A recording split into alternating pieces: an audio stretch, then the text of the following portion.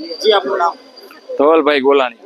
ધવલભાઈ, શું હકીકત, કઈ પ્રકારની ઘટના થઈ હતી? તમારે માર મારવામાં આવ્યું, કોના દ્વારા માર મારવામાં આવ્યું અને કોર્પોરેશનમાં તમે કઈ ફરજ બજાવો છો? હું આસિસ્ટન્ટ એન્જિનિયર તરીકે બાંધકામ વિભાગમાં ફરજ બજાવું છું, ઈસ્ટ ઝોન. અને મનીષભાઈ વેકરિયા જે પેટા કોન્ટ્રાક્ટર છે પટેલ કન્સ્ટ્રક્શન એન્ડ કંપનીના, આપેલું છે એને. એના દ્વારા ઓફિસ સમય દરમિયાન ડેપ્યુટી સાહેબની ચેમ્બરમાં હાજરીમાં માર મારવામાં આવે. ડેપ્યુટી સાહેબ કોણ? મકવાણા સાહેબ. કારણ શું હતું માર મારવાનું? કારણમાં એવું હતું કે આવતીકાલે નક્કી થયેલું અમે એક ટાઈમે, જેથી આગળની જે ચાલ છે કોન્ટ્રાક્ટરને આપી શકાય, પણ એ દરમિયાન ઉગ્ર થઈ ગયા અને હાજરીમાં એક લાફો માર્યો. તમને શું કહેવામાં આવ્યું? એમના દ્વારા શું કહેવામાં આવ્યું તમને? એ તો અલગ શબ્દો હતા જે આપણે બોલી શકાય. ગેરવર્તન કરવામાં આવ્યું, જે ખરેખર યોગ્ય નથી. અધિકારીઓ લેવલે ન થવું જોઈએ આવું, જેથી આવો ભવિષ્યમાં કાંઈ કોઈ પણ પ્રકારનો બનાવ ન થાય, જેથી કડકમાં કડક કાર્યવાહી થવી જોઈએ.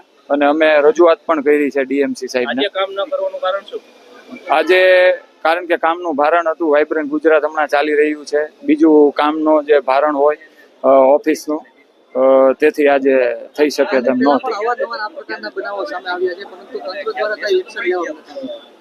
એ તો ખ્યાલ નથી, પણ આજે આ ઈસ્ટ ઝોન વિભાગમાં થયું છે. ડેપ્યુટી સાહેબ રજૂઆત માટે રામદૂત બોલાવી રહ્યા છે. શું માંગ છે હવે આપણે? માંગ એજન્સી સામે કર્મચારી યુનિયનની એવી માંગ છે, એન્જિનિયરિંગ એસોસિએશનની, કે કડકમાં કડક કાર્યવાહી કરવામાં આવે, જેથી ભવિષ્યમાં આવો કોઈ દાખલો ન થાય. કોઈ કર્મચારી કે અધિકારીને કોઈ આવી રીતે માથાકૂટ કે એવું ન થાય. તમને લાગે છે ક્યાંક ને ક્યાંક જે પદાધિકારીઓ છે તેમના પ્રોટેક્શનમાં આવી એજન્સીઓ હોય છે અને તેના જ કારણે અધિકારીઓની સાથે અવારનવાર આવી ગેરવર્તન અને ગાળો ભાંડવા? ના, એવું તો કાંઈ નથી લાગતું.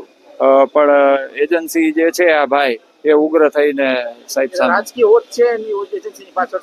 એ તો ખ્યાલ નથી.